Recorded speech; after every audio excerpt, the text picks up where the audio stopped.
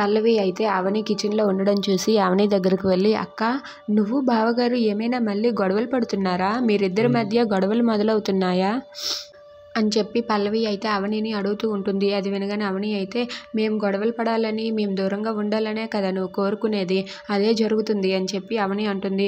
అవునక్క, ఎందుకక్క ఈ బావగారు నీతో గొడవ పడ్డారు అని చెప్పి అడుగుతుంది. దాంతో అక్కడ ఉన్న అవని అయితే, మేము ఏవో చూసుకుంటాం, మధ్యలో నీకెందుకు, అయినా నువ్వు ఏం చేసినా ఆ ప్లాన్లన్నింటినీ తిప్పికొట్టడానికి నేనున్నానని చెప్పి అవని అనుకుంటుంది.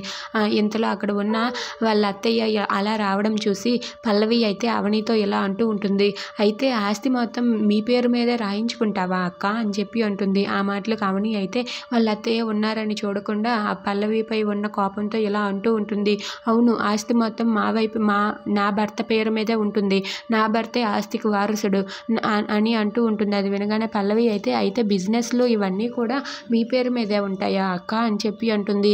బిజినెస్ ఏంటి, వ్యాపారం ఏంటి, ఇవన్నీ కూడా ఆస్తి ఏంటి, బిజినెస్ ఏంటి, ఇవన్నీ కూడా నా భర్త పేరు మీదే ఉంటాయి, ఇవన్నిటికి వారసుడు నా భర్త మాత్రమే అని చెప్పి అంటూ ఉంటుంది. అది వినగానే అక్కడ ఉన్న పల్లవి అయితే, అవునా అక్క, మాకేమీ ఉండదా అంటే మీకేమీ ఉండదు అని చెప్పి అవని అంటుంది. అది వినగానే అక్కడ ఉన్న వాళ్ళ అత్తయ్య ఇదంతా విని ఒక్కసారిగా షాక్ అయ్యి అలా ఉండిపోతుంది.